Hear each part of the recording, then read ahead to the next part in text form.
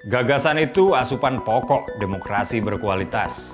Gagasan mesti dipertarungkan. Yang terbaik akan menang. Semakin banyak politik gagasan mengisi panggung, politik identitas tak punya tempat bernaung. Simak Gagasan UKI. Assalamualaikum warahmatullahi wabarakatuh. Salam sejahtera untuk kita semua. Om Swastiastu, Namo Buddhaya, salam kebajikan. Teman-teman, Kamis 26 Januari 2023 ini, Partai Demokrat secara resmi menyatakan dukungannya terhadap pencapresan Pak Anies Baswedan. Bahwa Demokrat meresmikan dukungannya terhadap pencapresan Anies, ini nggak mengejutkan. Sejak dulu memang Demokrat sudah secara kuat mengindikasikan dukungannya tersebut. Dalam sebuah kesempatan, AHY memuja-muji Pak Anies. Dikutip dari kantor berita Kompas.com, AHY bilang bahwa Anies adalah pemimpin yang dibutuhkan bangsa.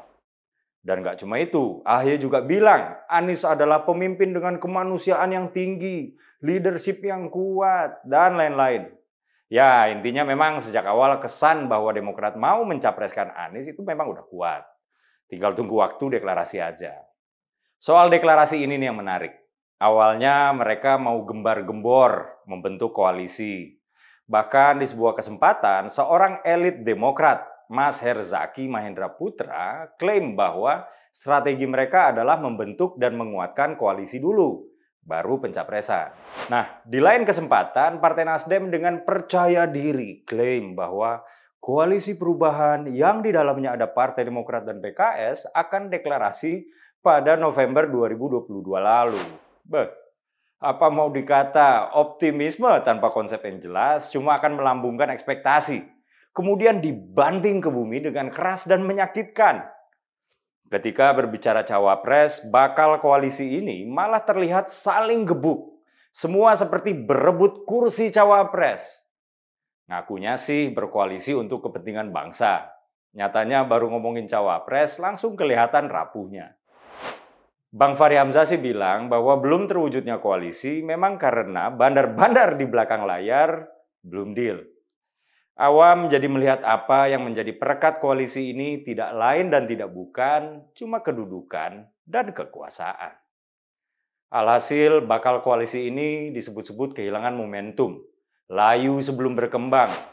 Hingga hari ini koalisi ini juga belum deklarasi.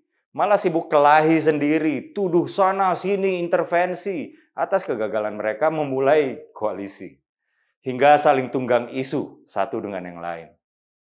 Terakhir, Nasdem melalui wakil ketua umumnya Pak Ahmad Ali bilang bahwa kriteria cawapres Anies itu harus memiliki pengalaman di pemerintahan. Demokrat kebakaran jenggot dong. Politisi Partai Demokrat Cipta Panca Laksana ngamuk. Dia bilang, katanya cawapres diserahkan kepada Anies. Tapi Ahmad Ali ini celometan melulu, kayak orang baru dapat panggung. Begitu katanya. Deklarasi koalisi yang digadang-gadang mengusung perubahan, menggagas gaya kepemimpinan yang antitesis Jokowi ini seperti layu sebelum berkembang, seperti saya bilang tadi. Jangankan Nasdem, kelompok relawan Anies aja, itu digebuk juga ketika menggagas cawapres. Panca nggak segan-segan nyampah-nyampahin akun relawan Anies ini. Ya kita ketawa aja lah. Bakal koalisi masih gebuk-gebukan. Demokrat kini mengambil jalan lain. Kayaknya karena selama ini Demokrat cemburu melihat Anies seperti jadi jurkam buat Nasdem, dibawa ke sana ke sini dengan tagline Anies presidenku, Nasdem partaiku. Nah, Demokrat nggak mau ketinggalan kereta dong. Pada hari ini, Demokrat mengumumkan dukungannya kepada pencapresan Anies. Tanpa Nasdem, tanpa PKS.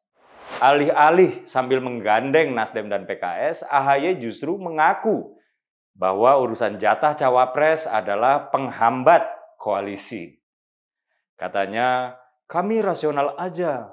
Jangan sampai faktor penentuan bacawa pres ini justru menjadi hal penghambat bagi terbentuknya koalisi perubahan, kata Mas AHY. Yang lucu, AHY menegaskan koalisi Demokrat, PKS, dan Nasdem bukan untuk politik transaksional dan pragmatisme. Jadi di satu sisi, Ngaku soal rebutan jatah partai bikin bakal koalisi gagal jadi koalisi. Di sisi lain klaim koalisi ini anti politik transaksi. Lawak juga nih Mas Ahy. Di saat yang sama lagi viral nih, orang yang lagi diperebutkan efek ekor jasnya oleh parpol-parpol yang sedang gebuk-gebukan tadi, yaitu Pak Anies Baswedan, ketangkap kamera, ogah bersalaman dengan akar rumput pendukungnya sendiri padahal. Mungkin Pak Anies nggak sadar ada kamera yang merekam, jadi aslinya Pak Anies itu kelihatan.